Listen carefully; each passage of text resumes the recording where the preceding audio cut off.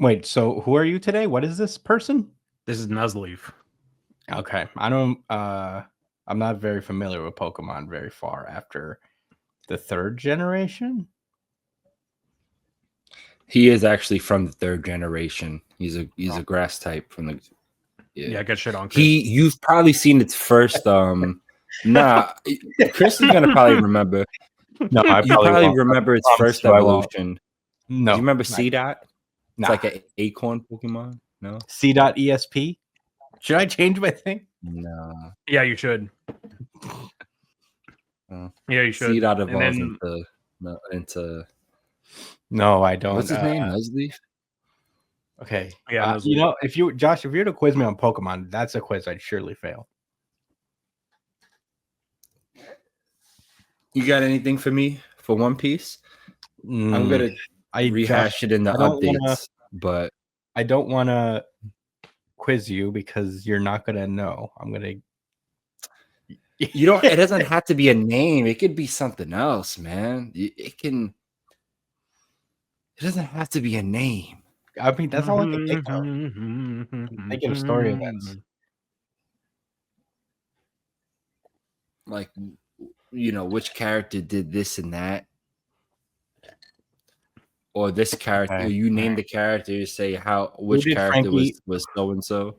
I know you finished. You're probably finished with Enies Lobby by now. Who did Frankie fight? Oh, Chapapa, that guy. Funko? No, Furunko. Fukuro. Shit. I was really close. I was really, really close. You were close. I know you remember it. I know that's a hard one to remember. Yeah, he could, like, when people hit him, they get his their power level or something like that. Yeah. It was such a crazy flex. Is I Jabra the best CP9 member? Jabra? I mean, like, not like the strongest, but I mean, like, the best one. Definitely not. He's definitely not around. He's like part of CP0, but they left him on the whatever island they're on. He was one of the most informed ones, though. Well, he was like the third strongest. Yo, he was so funny though. Especially when he's in his wolf form. Yeah, he was like, Robin's my sister. Yeah. Sanji. Yo, he doesn't. He doesn't say that in. So for context, when we were reading up on One Piece, we were reading in the scanlations, and they will always like insert these goofy exclamations whenever Jabra specifically got hurt. So when Sanji like kicked him by surprise, he went Gibbo. It was like Gibbo. I was so disappointed. Gibbo. I was so disappointed when I didn't see it. Yeah. No, when I read it in the official translation, I got sad too. I was like, "Where's Gibbo?" Is it like Trunks' Buar? Gibbo is not when he gets hit with the flame kick. It's before that. Yeah, it's when he got. I think it's when he got kicked into the ceiling or something. It was a funny kick when he got hit with the Diablo Jambe. Yeah, that was nice. Gibbo. That was still satisfying in the actual like manga. Like, yeah. To read that. Yeah. What an arc. Well, I guess you'll talk about it in the main show. It's similar to Trunks' Buarg, right? From I guess so, yeah. Buarg. What a weird ass noise to make when you get hit. Well, I've never been hit as hard as Trunks has, so maybe you make some weird noises when you get hit really hard. But you go Buarg? I wish I didn't know about the CP9 before going into it. You know what I'm saying? Obviously, I knew it from reading it before, but even from the first time I reread One Piece, I already knew about CP9 because, you know, everybody talked to me about it, everybody being Christian. Yeah. So, yeah, I wish I could have got the shock of like when they went from work. Like how shocked were you guys? That's what I'm. I don't remember like, if I knew how much of an impact was that to you guys when they flipped. I'll tell you what, I probably knew I was probably spoiled on that by the time I caught up. So I don't think I was very surprised. I think Christian spoiled it for me. My bad. That's if I did. unfortunate. I don't remember that, and I'm gonna need my lawyer. I mean, It's like a rite of passage. I'm gonna need my spoiler lawyer. The thing is, I always watched stuff passively through Christian. So when he started watching One Piece, I didn't start watching it with him until around like Enies Lobby, I'm pretty sure. And then around that point, when Luffy was fighting Rob Lucci and shit, I was just like, oh wait. No, it was Luffy versus Bluno. That was the shit that got me into One Piece. I was like, wait a second, this guy's actually going fucking crazy. He beat the shit out of Bluno. Poor Bluno didn't even know what was happening. He had a really cool He was about to power up his next. Oh no. He had no idea. He was like, what's going on? What was the quote that he said? He said, I have no idea where he went.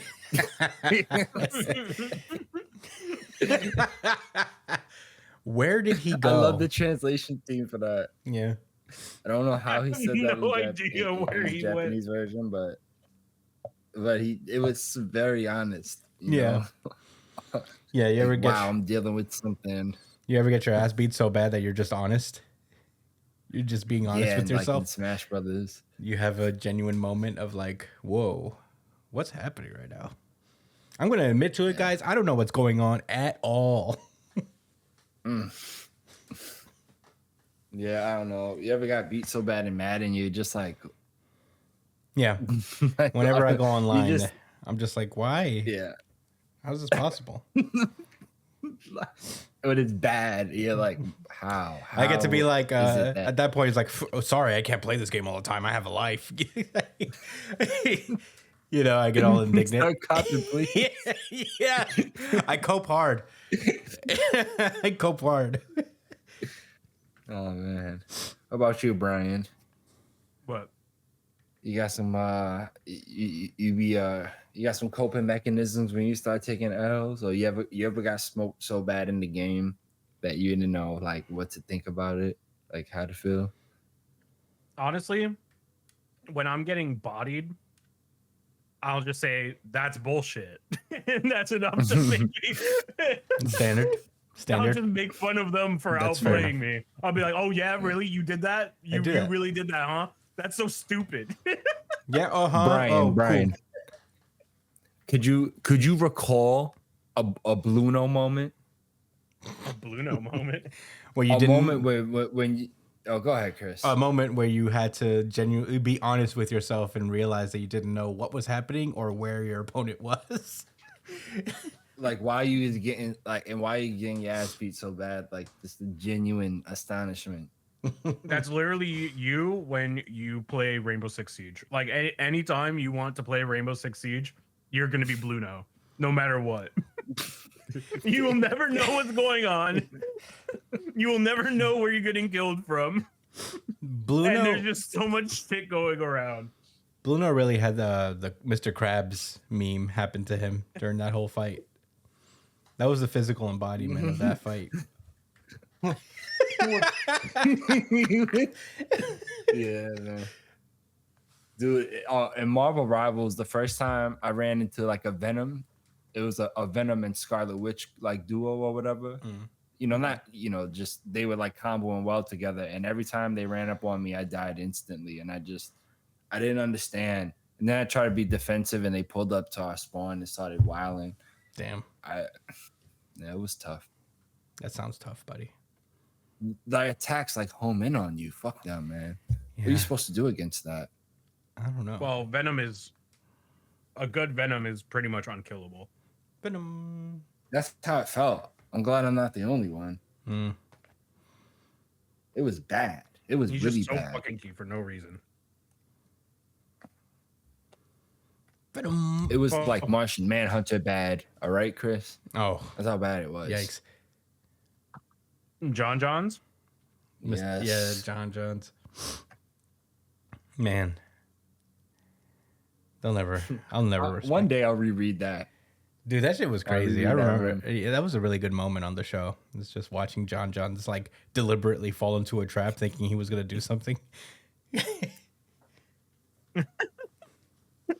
Like a hot girl was like, Wait, what? He like purposely set himself on fire or something? no, he was going to confront Lex Luthor, knowing that Lex Luthor was going to set him up. He was just like going into a trap. Hot girl begged him not to go. He was like, John's, please, you don't have to do this. John's is like, don't worry. No, I will make a connection with Luthor.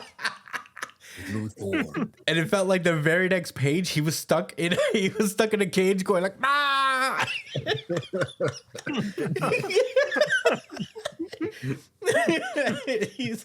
He got caught. He said, don't worry, I will talk Luthor down from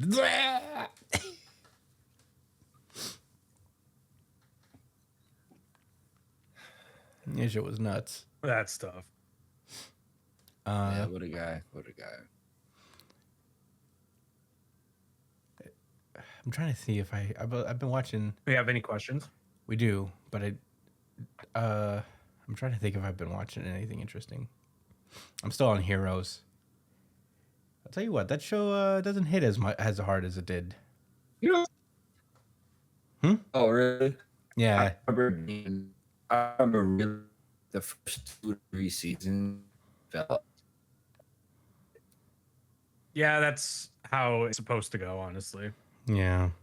Because after the 3rd season, it goes fucking crazy. Yeah. The second season, In a bad way.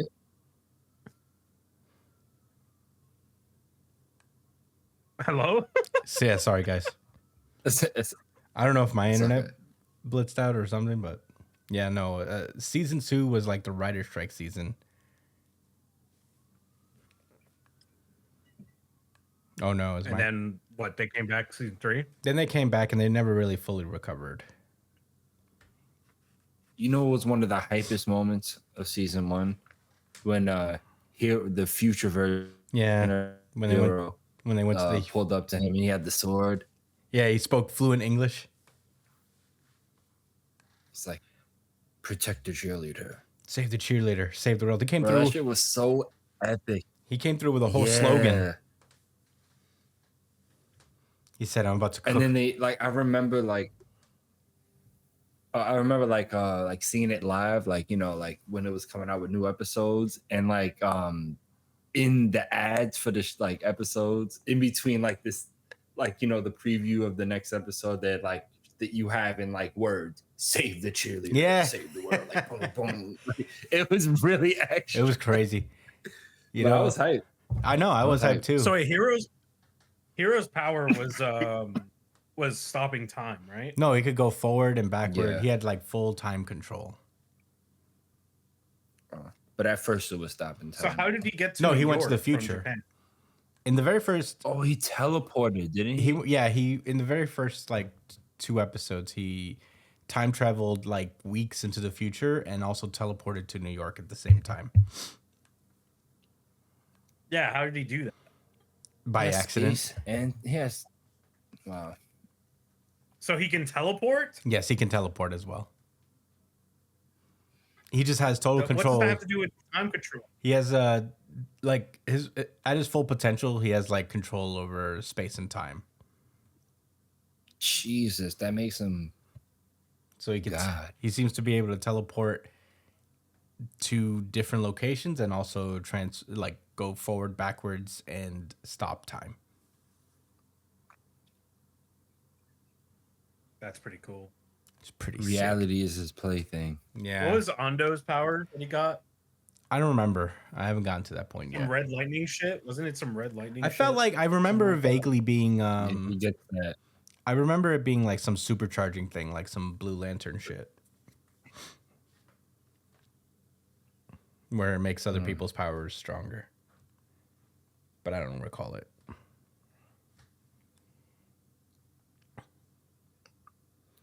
Were there any other cool powers in that show? I feel like there's the guy that could cut stuff, the main bad guy. Yeah, Cyler. well, he had telekinesis. Cyler. Oh yeah, he could move stuff with his his. mind, but he would use that power eat to cut brains. people. Yeah. And he would eat brains. He wouldn't eat the brains. He would just do a thing where he would like touch the brain and absorb the powers that way. Like Blackbeard. Yeah. Yeah, like Blackbeard. That's exactly what. Exactly like Blackbeard and Siler. Mm-hmm.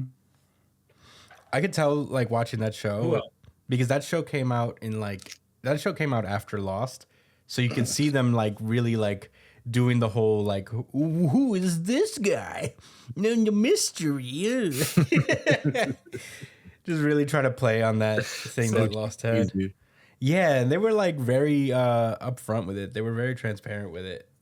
It worked on me when I was younger, for sure. Where I was like, "Whoa, who is this guy?" I was like definitely like 13, 14 years old watching that. Yeah. Was there a nuke guy? A guy who can nuke? Yeah, there's a guy who's basically a nuke. Yeah. And Siler just bodied him easily. Something like that. There's a character that doesn't have a name. Oh, sorry, Brian. Go for it. I know. I was just gonna say that Nathan easily was the weakest motherfucker in the series. Yeah, Nathan didn't want anything to do with his powers. He just wanted to be a guy. Who was Nathan again? He could just fly. His power was that he could fly. He was Peter's brother, Peter Petrelli. Peter Petrelli. Yeah, it's crazy. What could Peter Petrelli do? Yeah, super strength. No, his power was copying. Yeah, he could copy other people's powers, and he seems to be able to. Oh, that's sick. He had like an unlimited amount of powers. He could like just have them.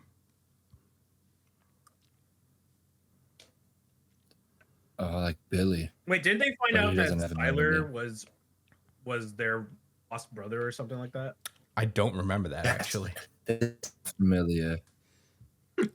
Maybe.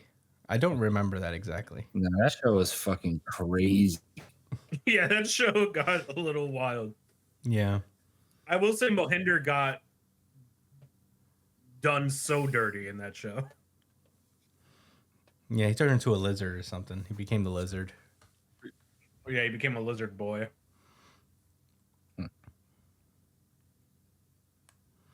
I'm looking forward to hearing more about Heroes, Chris. Yeah, that's my hero's journey. I got to keep watching it. Oh, and the guy who could paint the future or some shit Isaac. like that. Remember him?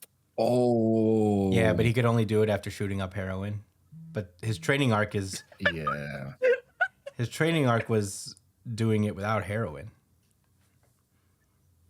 Did it work? At a certain point, yeah, he started to be able to do it without using heroin. And then they killed him. Yes. Spoiler alerts for Heroes if you're... So wait, who killed him? Was it Siler and then he ate it was definitely Siler and then he took his power. I remember that being like the way they would actually... Huh?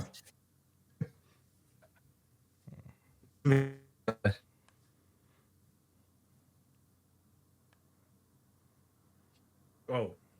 Christian looks so menacing.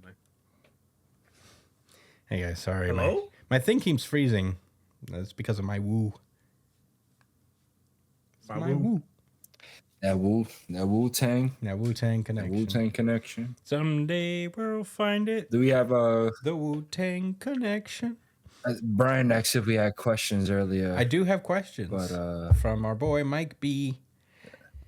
He is asking some more questions out of from his honeymoon at this point in time. We're a little behind on his emails, but Mike asks, in Hanoi, Vietnam, the roads are chaotic because there are a few stoplights. Everyone just does what they want, and people don't give a fuck about pedestrians. Instead of slowing down for you while you're... Say again? Damn. It sounds like DR. Yeah. Instead of slowing down for you while you're crossing the Vespas on the road... instead of slowing down while you're crossing, the Vespas on the road will just try to go around you. I almost got hit by one earlier this week. So I say all that context. I say all that context to ask this. What is it that New Yorkers don't give a fuck about and are willing to put your life at risk for as it's more convenient to them. He says, my answer when someone says they're going to jump on the subway tracks and kill themselves, and everyone says do that somewhere else. Oh, did you guys hear that? Wait, what was the question? Sorry, I blitzed out because of, I don't know if it's my connection and Josh is frozen. Hello? Hello? Yeah, I'm here. Hello, I hear you. Can you hear me now? What was the question? The question is, what is it that New Yorkers don't give a fuck about? And oh my God. Can you hear me now? Yeah. Okay, sorry. Mm-hmm. I don't know what's going on with my connection.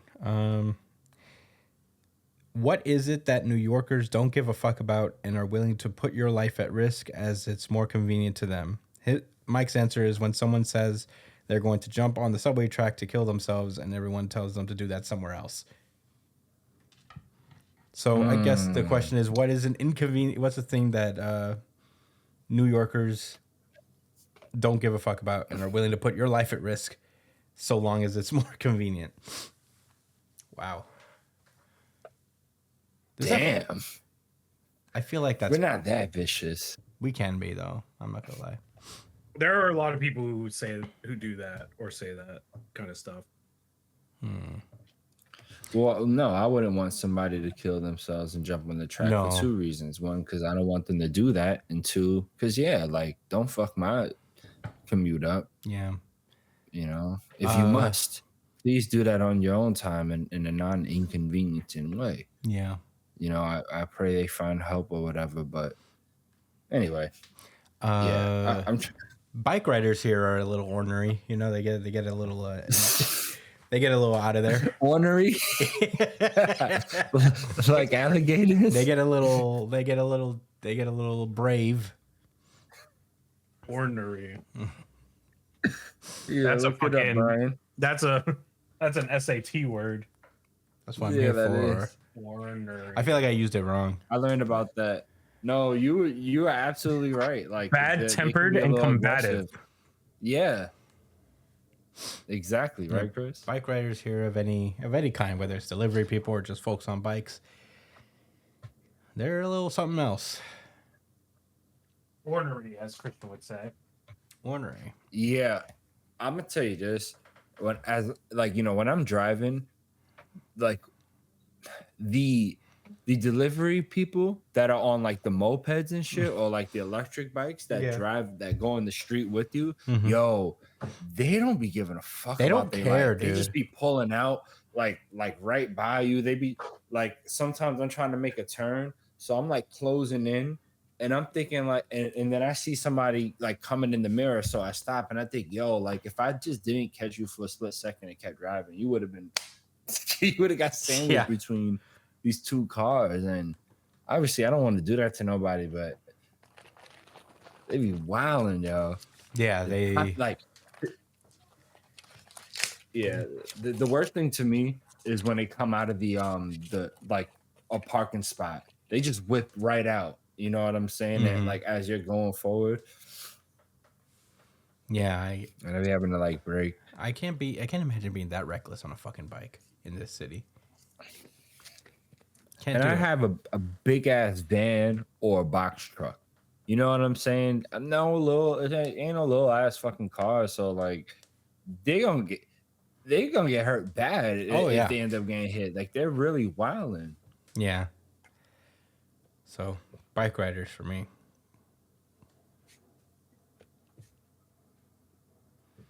I don't know. I don't really go out very often. So people on a train, when they're trying to get on, if it's like a packed subway, they'll it'd be Lord of the Flies very quickly. Yeah, they'll like force themselves into the fucking sardine can. Yeah. Yeah, I was packed in earlier today. Right? Somebody was this close to my fucking face. Like they was like really close. And I just looked at them and started staring to make them so uncomfortable. You became fucking turned around. You became like, a Don character? Yeah, I guess. There's a 2-page spread of you going like, God, I was like, come on, man. Like what? Like I was facing he first at first he was perpendicular to me, if that makes sense. Yes. No, I know what you mean. And then I matched directions. I rotated. Did you rotate your whole body like?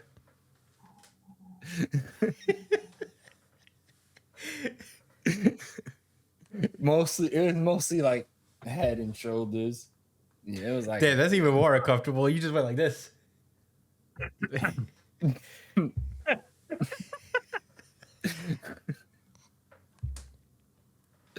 I was like, yo, come on. Because you know what I was worried about for a split second? I was like, yo, like if the fucking train like moves around or we stop or something, he's so close that he might fucking give you a little mush his smooch face into my face. Yeah, that's what I thought. Yeah, imagine the train moves. He goes. I felt like yo, I had to like, I had to get out of this situation somehow. Yeah, I would have got a tap right on the cheek. I was. That's not what I want on my commute home. You know what I'm saying? Yeah, he would instinctually just like leave a little smooch. He wouldn't want to, but just go. Oh man, yeah, that would. Oh shit! I'm gonna tell you this. If I'm ever in some type of situation, in which I'm gonna tell you I won't be, because I'm not gonna be facing somebody like that no matter what. I ain't gonna lie. I'll wait. If the train, listen, when I got on the train, it was pretty bad, but I felt like, all right, we're the limit. The next stop, niggas gonna see our car and be like, they're gonna wait for the next one. So like a few people came in and they really shouldn't have. That's why I got like bad like that. Yeah. No, the train is the New York City subway system is definitely like a survival of the fittest type of thing. You said Lord of the Flies. Yeah. You said it becomes yeah.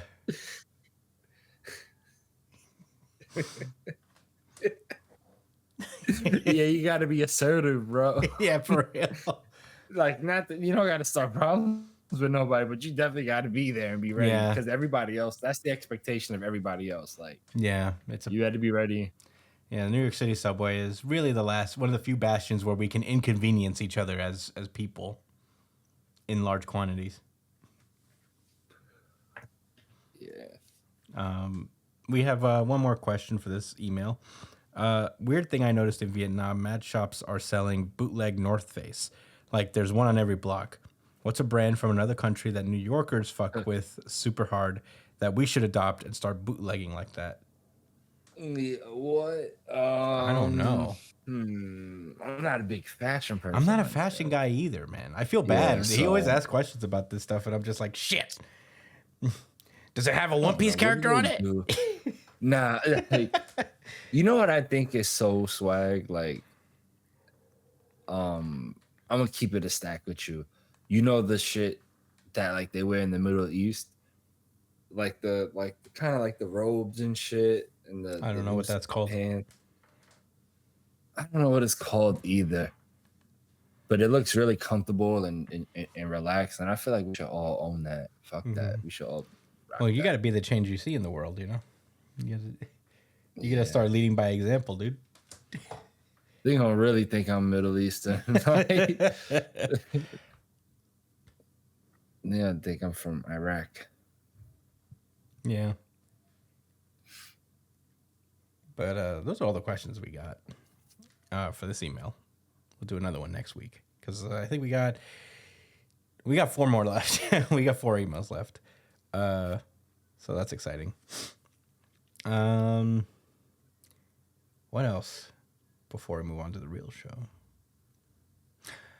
No, I'll talk about that. I've been reading Hunter x Hunter. I'm on the Chimera Ant arc in the manga version. I'd never read it. Oh. Yeah. Okay. It's good shit. I'm reading that in conjunction with my read-through of every Shonen Jump series currently in circulation. Blue box so far. But yeah, Hunter x Hunter is a great manga, man. The pace is so much better in the manga. You do get the narrator. Narrator Sama is part of it, but it feels like so much a brisker pace because You could put your own dramatic reading to it. You're not like waiting for as much as as goated as narrator Sama is. It is cool to just like be able to read it and just like not have to sit there watching seconds go by. I got to the part where Gon pulled up on Neferpitu. Crazy. Yeah, I wonder how it looks in the manga. It was really good, man. Crazy. Yeah, he went crazy with the art. Gon was pissed. You see this girl dying on the floor, and he's like, "You have 1 hour to fix her." And she's like, "No, I need 3 or 4 hours." He's like, "We got 1 hour, and then I'm gonna take you to a kite." Yeah, she was lying too. Yeah. Was he could fix it way earlier. Yeah. That was a crazy arc. Yeah. But all right, that's all I got to say. You guys any final topics you want to go into before we move on to the main show? Nuzleaf forever. You ever seen the meme of Mr. Fantastic putting up the 4? Yeah, the fingers? 4. That is so funny. Whenever he would beat at somebody, he would just like flash the 4 like it's like gang sign almost. He would do it so far away and at an awkward angle. He's like bending his wrist. Yeah, because he's stretchy. He has to prove that like he can do it from like he puts that shit. He extends it. All right, he extends it forward. I wish I could find one. Full, just so like arm lock, wrist facing like pulled forward with the 4 fingers out. Hold on, I'm gonna see it because it did go viral for a second. People just be like, how fresh he would, how crazy he would flash that 4.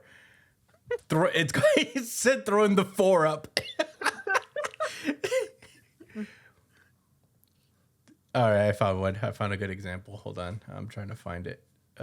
Get a good full screen.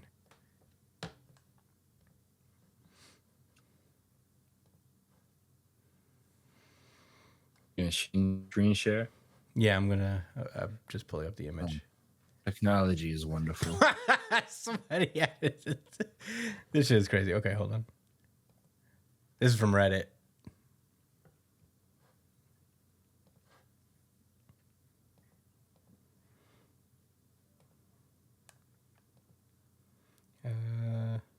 Share screen.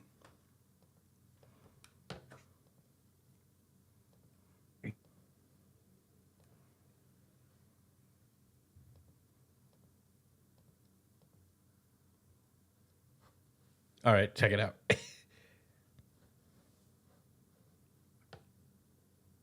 Oh yes, that's it. That's it.